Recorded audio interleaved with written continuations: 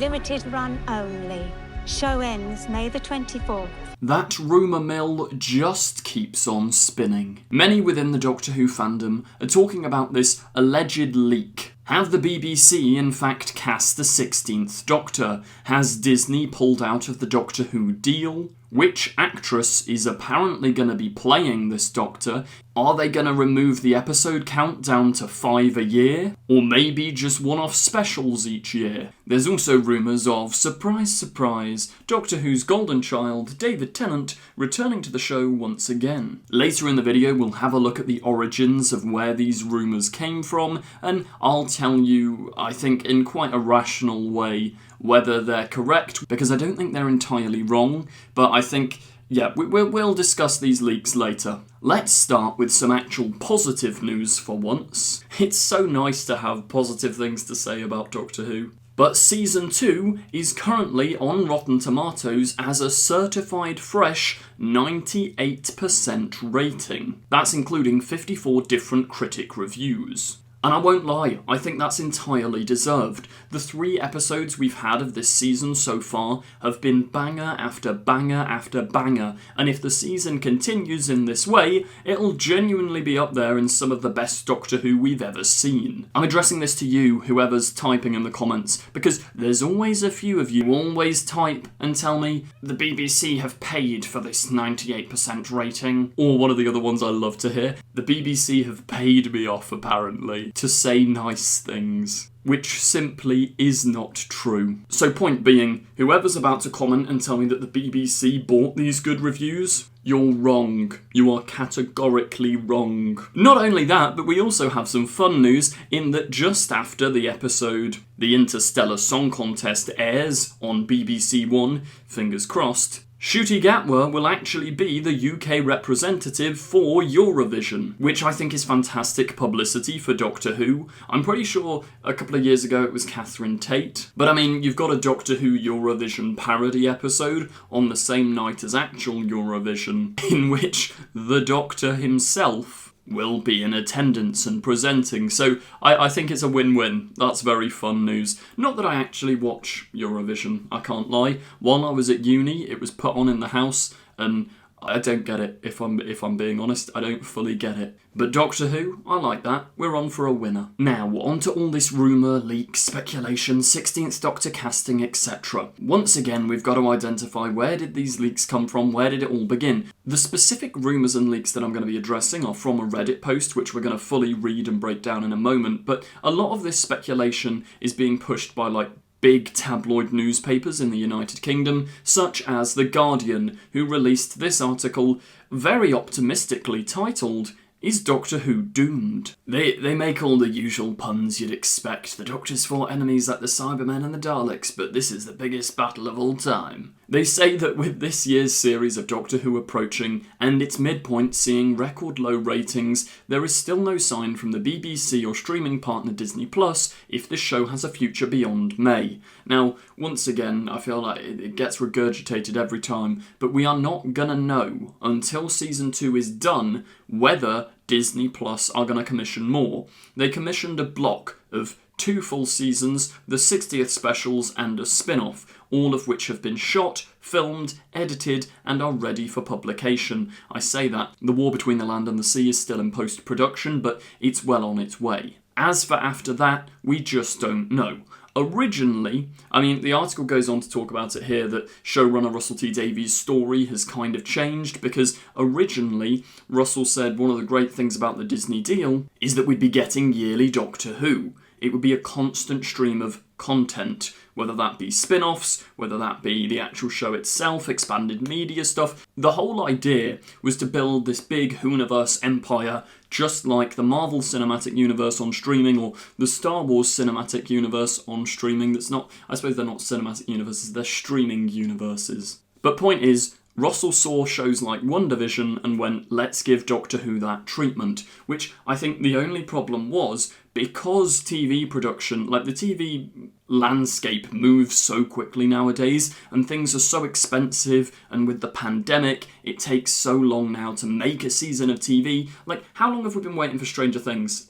I think it's season 5 coming out, and season 1 was like 10 years ago. I think Russell was onto the trend, but the trend had died down by the time Doctor Who's new Whoniverse era had begun. Streaming models had begun to collapse. The general public's want for this multimedia content had kind of died down. And with production costs at a record high, I think it's been the unluckiest streak of Doctor Who. And to people that will say, oh yeah, go woke, go broke, it's kind of the opposite when you think about it, because television production in the United Kingdom, and I know it's not just the United Kingdom, it feels like the entire world's going through financial crisis after financial crisis. But one of the big factors to blame here, quite frankly, is the Tory government. And we're not going to get further political than that, but I'm just saying, it's not woke that has potentially put Doctor Who in jeopardy, it's the lack of funding and the lack of care shown by the government for the creative arts. Along with a whole host of other factors which we could break down, but there's no point in doing that now, because that's not what this video is about. We've been on a little side tangent there. But this article talks about what the leaks are saying. They don't directly address the leaks as such, but they say that if Disney Plus decides to not renew its distribution and funding deal, that would leave the BBC with 3 choices. Cast around for a new international streaming partner such as Amazon, or potentially Sony. I mean, Bad Wolf already have financial connections to Sony, so Amazon or Sony I think would be the 2 likely options there. Go back to making the show in-house at BBC Studios. So BBC Studios is slightly separate to BBC. Point is, BBC Studios funded like the Jodie Whittaker years, for example, so they in theory could fund Doctor Who again, but I mean, there's been 2 financial crashes since then, and the BBC's in even more jeopardy. As I say, the TV world, it's on fire. Or they say the third option here is to put the show on hiatus. I think those are certainly 3 options, but I really don't think they're the only 3 options. I think the fact that Doctor Who is in cinemas and stuff, like the season finales being shown in cinemas, and it makes so much money when they put a finale in cinemas like it did last year, while they're going to struggle to fund Doctor Who,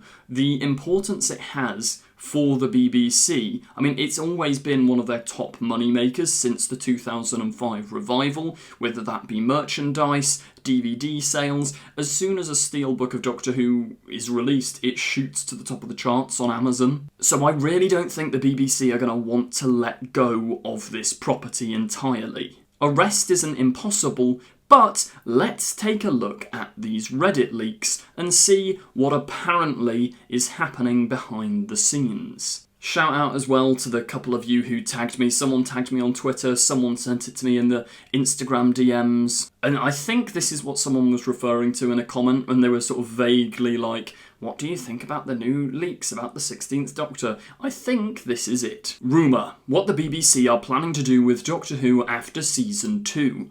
There have been a few rumours today on several of the Doctor Who forums that the BBC now have a plan for what they wish to do with Doctor Who after Season 2. And whilst it's not awful, it's also not great. So first up, I am going to say this feels like when an article says, our anonymous source tells us, it's kind of like hearsay. Is this actually a leak, or is this just guesses and assumptions and kind of using logic to lay out all the possibilities ahead for Doctor Who? Because I have looked into that. This is the sort of origin of this specific leak, and certain casting names that are said for the 16th Doctor have come from this article. I can't find them from anywhere else, so it could kind of be whoever wrote this is improving a little bit, or it's a deliberate lie, or there's a tiny possibility it could be the truth. The reports state that the Disney deal has already unfortunately come to an end, following underwhelming viewership on Season 1, and that the BBC and Russell T Davies, who is hoping to stay on for at least 3 more seasons, are now hoping to continue the show themselves with a smaller 5 or 6 episode season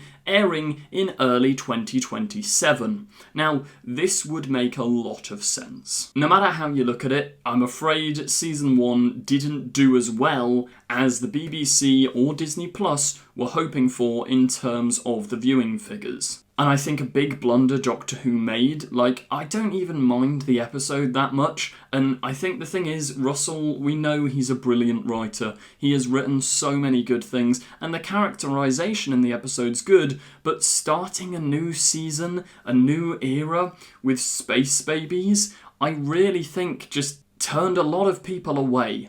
I don't think you can blame it on just that, but I think that is a big factor in struggling to pick this new era up off the ground. I feel they should have started with a much more grounded, Earth-based story, and I know we technically have the church on Ruby Road, but even then, singing goblins in an episode 1 feels maybe a bit risky. Like, it was a bold move. You can't deny you've got to respect Russell and team for making such bold moves, but whether they paid off or will pay off is another question. Add all that to what I was talking about a minute ago with the state of TV and TV production.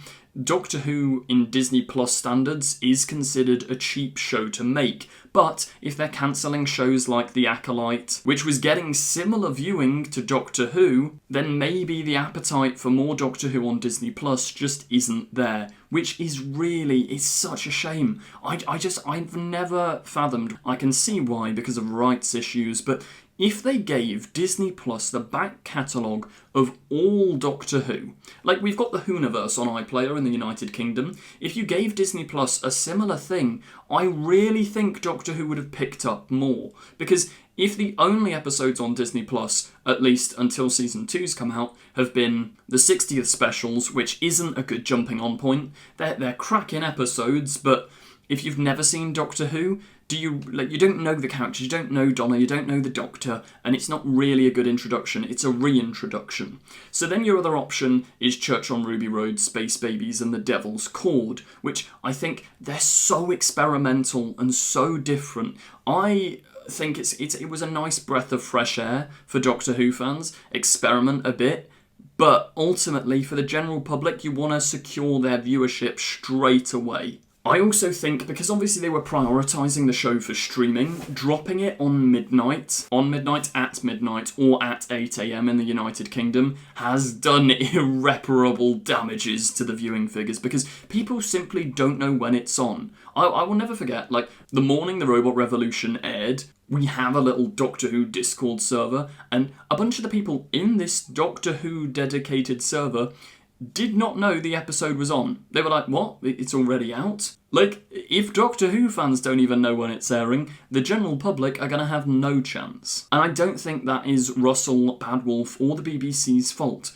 I think that's because of Disney that happened. But in terms of continuing the show, this article poses a thing which initially a lot of people, I think, have found controversial, but I can't lie.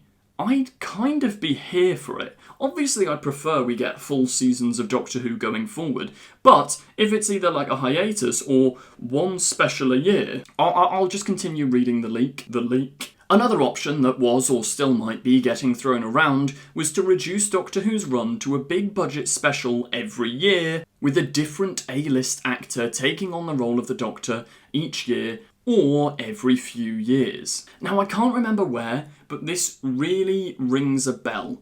I feel like I've heard this before, not in terms of a leak, but in terms of like a fan suggestion. And I wonder whether this person who wrote this leak has heard that as well, or if it actually did get discussed at the BBC, perhaps before Russell agreed to sign on, when Jodie Whittaker's era ended with they didn't know, it might have been the end of the show. They filmed an open regeneration and thought they'd cut to credits before we saw the next Doctor at the end of Power of the Doctor.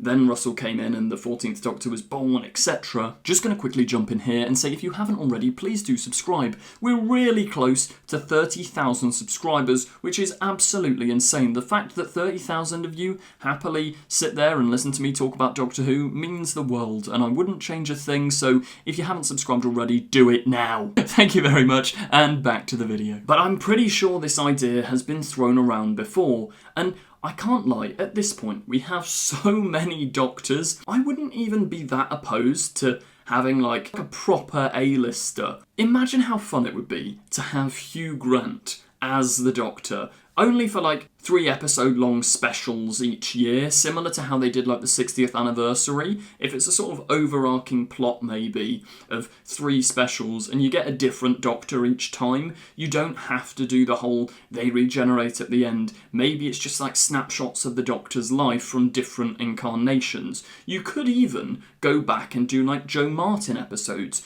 You could even go back and do Paul McGann episodes. If you're having different Doctors and stuff. I mean, Russell's already talked in many an interview about how in this day and age, one of the reasons he did Tales of the TARDIS is because viewers are used to having like 3 Spider-Men on screen at once, for example. There's multiple Batmen, multiple Supermen, played by different people in TV shows, in movies, in cinematic universes. So the general public do have an appetite and an understanding for we're about to watch an adventure from the Doctor that's not the mainline Doctor for the moment. So people could get a 3-part mini Paul McGann episode, or episodes. People could get a 3-part mini Joe Martin adventure. And I can't lie, I'd be here for that. All of those classic Doctors came back for Tales of the TARDIS.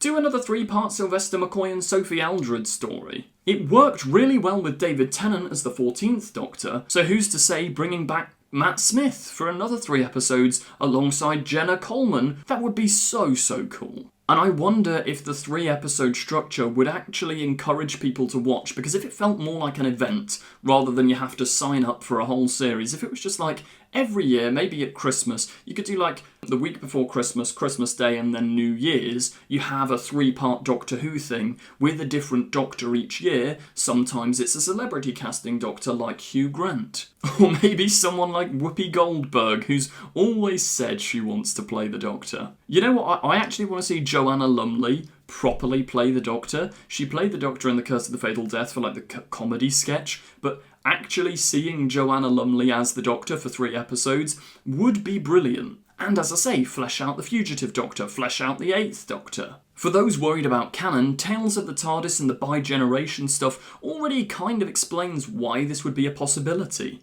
And I think changing up the Doctor and bringing back certain Doctors at certain times would actually increase the viewing figures. Like, loads of people would love to see Matt Smith come back for 3 episodes. I think the basic structure of the 60th anniversary is actually a really cool idea if the BBC can't fund full seasons going forward. The leak goes on to say, whilst not an incredible outcome, this is much better than the show getting cancelled. This leak goes one step further though. They say that in fact the 16th Doctor has been cast and will appear at the end of season 2. I don't believe this and I don't think it's accurate, but if you do want to save yourself from potentially knowing who the next Doctor is, even though I don't think it's true, skip ahead a little bit. Actress Ambika Mod apparently auditioned to play the 15th Doctor. And Russell talked before about, like, he said there was an actor or actress who was just about to get the role, and then Ncuti came in, and they ended up going with Ncuti. It could have been her. So similar to what happened in 2005 when Eccleston unexpectedly made an early departure from the show, Russell's gone to someone he knows can do the role well, like David Tennant, brought them in and said, will you be the next Doctor? Now, without knowing whether they'll actually get a season commissioned, it could be a risky decision to make, but when David Tennant agreed to play the Doctor, it was the only thing he was legally contracted to do was the regeneration scene. Obviously, they all hoped they'd get commissioned for a season 2, and they did get commissioned for a season 2 back in 2005. But point is, it's not impossible for an actor to sign on to play the Doctor without knowing a season's coming up. So I don't think this is the case, and I haven't actually seen this actress in anything, but I wouldn't be opposed to it. I think most actors could do a very good interpretation of the Doctor. They can kind of be played by anyone. Now, this leak doesn't even claim that this is 100% accurate, they just say that these are the talks from the BBC, but they name a bunch of other actors who apparently have been talked to or auditioned for the role of the Doctor. They say that Lola Pettigrew, David Johnson, Amari Douglas, Papa Esidu, Hamish Patel, Nathaniel Curtis, and Freya Mather have all been contacted or discussed or had agent talks with the BBC and Bad Wolf about playing the next Doctor. I think we can immediately rule out Papa Esidu, who is now playing Snape in the HBO Harry Potter reboot TV series. If he's playing Snape, will he have time to be the Doctor? Perhaps. But would you sign on to Doctor Who? I don't know. None of these I don't think are bad suggestions for who could play the Doctor in future. Rather than a leak, I think it's just genuinely interesting discussion about the future of the show. I don't know if there's any credence to any of it, to be honest. And for all we know, Ncuti isn't leaving. Ncuti could be staying on. I mean, they did some reshoots in February, so I think they've probably got 2 endings to season 2. If Disney pick it up, or if they have to go to the backup plan and the BBC commissioning less episodes but doing another season, I'd be surprised if Ncuti just completely leaves. I really can see Ncuti staying on for a little while longer, even if it's just for another shorter season to wrap up his Doctor, to wrap up his era. Like the Gods plotline and all of that, I imagine you'll want to carry that on with the 15th Doctor. And maybe his eventual regeneration will be the wrap-up of all of the God plotlines, which I think you'd probably need to do next season, because I don't think that they'll have planned to end the 15th Doctor's run this quickly. Then, I love, they say in the article, this is unconfirmed, but that some of these things have come from a source who's right. What source? Name your source. I'll believe it when I see it. But that's not the end. That's not the end of these rumours, because they've got to whack on the bottom another plot twist and a half, which, once again, it's not going to happen, I don't think. There were also rumours that the BBC were considering bringing back David Tennant full-time after the success of the 60th anniversary specials. I don't know. I discussed this before. I mean, I think it was the Radio Times or someone said it a couple of months ago. They were like, David Tennant's coming back to Doctor Who. No, he's not. Russell has said very clearly, or at least said in 2023, I think, just after the 60th, he was like, that is the end for the 14th Doctor. Not to say he'll never crop up ever again, but that was like his going off into the sunset happily ever after. Yes, technically, he is still hanging about on Earth, and maybe if Ncuti has chosen to leave prematurely, the BBC will panic and go, how do we keep viewing figures high? Let's bring Tennant in for a bit. But you can't keep relying on Tennant. I think it's damaging for the show. The show's about change, about renewal, and if you only ever go, viewing figures are down, we'll bring him back, we'll bring in Tennant, like it's not healthy. It's like consuming McDonald's. It tastes great. Everybody loves a Big Mac. David Tennant is a Big Mac. You love it. You love to eat the big... Sorry, you love to consume, to watch the Big Mac on screen. But afterwards you feel a bit ill, and it's not healthy to always eat a Big Mac. I think I'm going to give up on this analogy entirely, but I think you know what I'm getting at. The most I could see of David Tennant making a reappearance is just him popping up briefly to be like, oh yes, I'm David Tennant. He wouldn't be the actual Doctor, but it would resolve what happened in the 60th. Maybe him and Ncuti come together to regenerate into the 16th Doctor, because they bi-generated, maybe they need to reform to rebirth the new Doctor, or something along those lines. That's the most extent I could see David Tennant. Other than that, don't think it's happening. But, as ever, let me know what you're thinking in the comments section down below. Please subscribe, check out the Patreon, loads of cool stuff coming your way. We're also incredibly near 30,000 subscribers, so I'd really appreciate it if you hit that subscribe button, hit the notification button, etc. Cheers, goodbye. Don't forget to click below and subscribe to the official Confused Adipose YouTube channel. I will destroy you! She's not seen a single episode. No, I've watched your episodes. Keep these sonic screwdrivers. What else am I saying about the film? Don't watch this one.